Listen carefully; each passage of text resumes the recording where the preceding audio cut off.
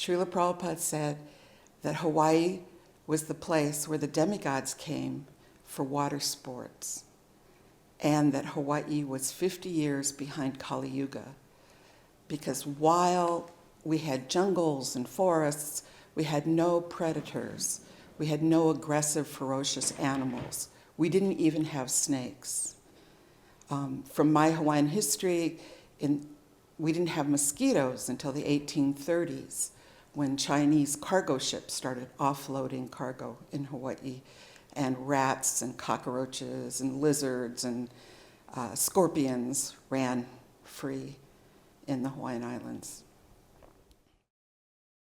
Srila Prabhupada would say that all of his temples were Vaikunta, but the real truth is that Srila Prabhupada brought Vaikunta with him everywhere he went.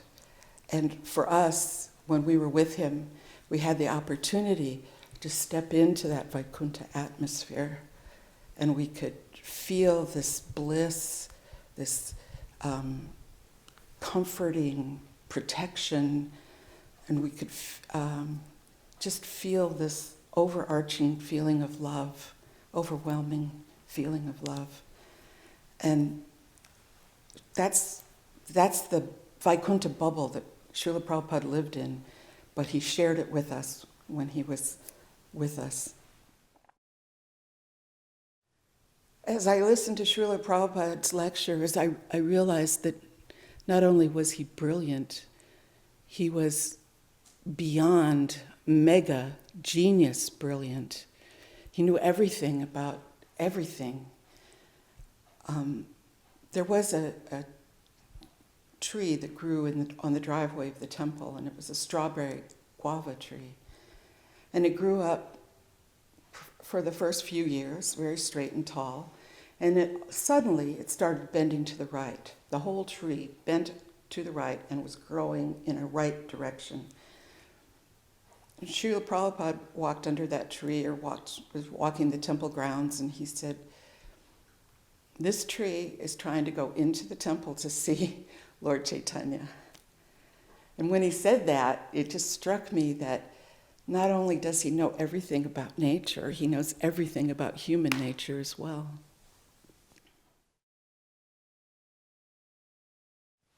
Once Srila Prabhupada was leading all of us in Jaya Madhava prayers, and tears started flowing from his eyes, and they were rolling down his cheeks.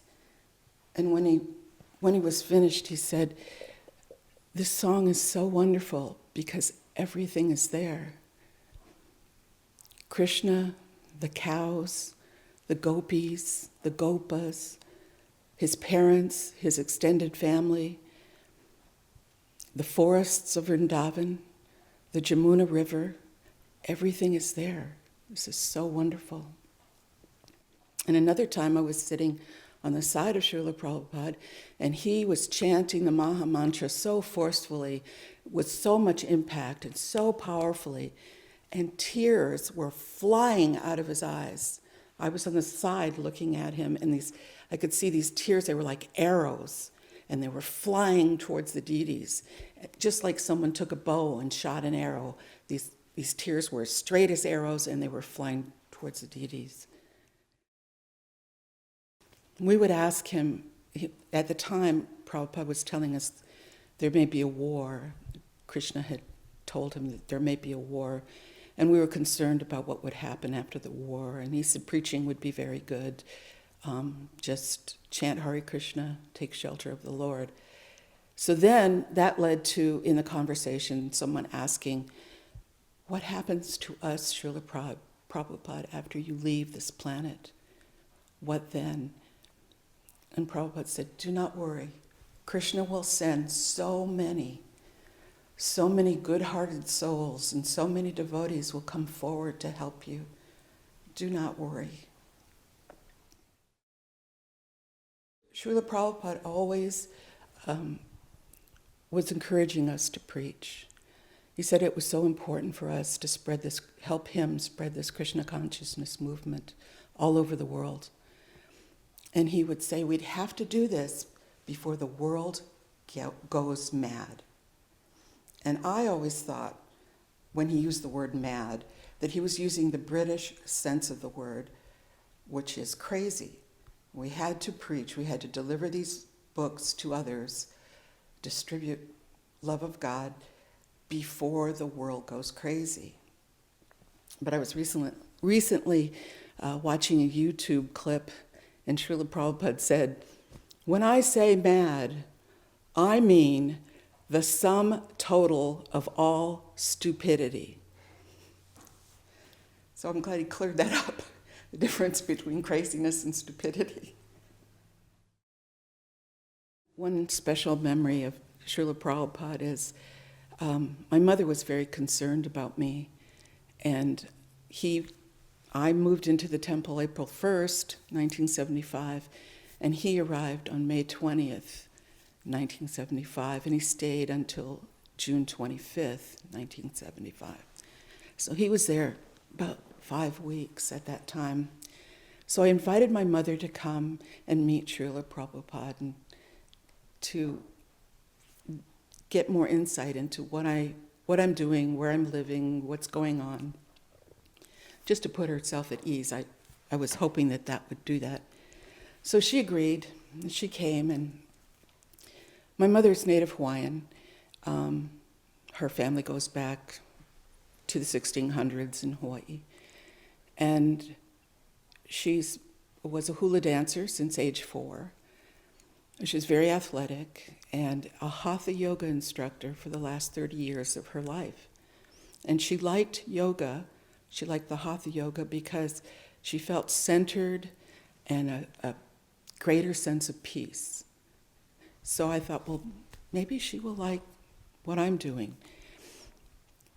So when she arrives, it was a Sunday feast, and when she arrived at the temple, I said, "Mom, just follow me, just do everything I do." And so she did. And we're sitting there on the side of the Vyasasana, and we're listening to Srila Prabhupada. And I said to her, "Do you understand what he's saying?" And she said, "Oh, yes, I think so, yes." And afterwards, she said to me, "I like your guru very much. You are in very good hands. I don't have to worry about you anymore."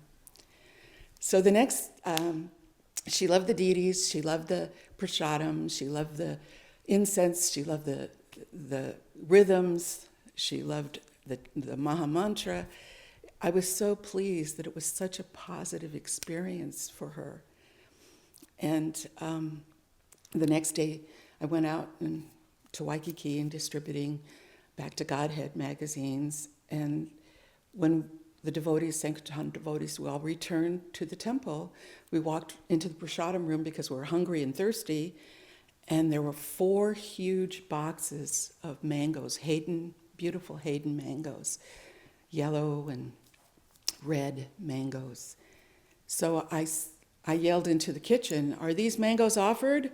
And they said, "Yes, they are. Help yourself." And I said, "Where did they come from?" And the cook walked out of the kitchen and he said, "Your mother brought them this morning. She said she got your aunt and your uncle to help her pick these mangoes from your grandfather's tree." And I had just read in the Nectar of Devotion that someone can be moved to spontaneous devotional service just by seeing a pure devotee for the first time. And I immediately thought, the Nectar of Devotion is right. This is actually true. This happened. My mother did spontaneous devotional service. And I was so pleased. And thank you, Srila Prabhupada, for all your blessings. Thank you for all your mercy. And thank you for giving me this opportunity, this wonderful life, which I now enjoy. Jai Anilo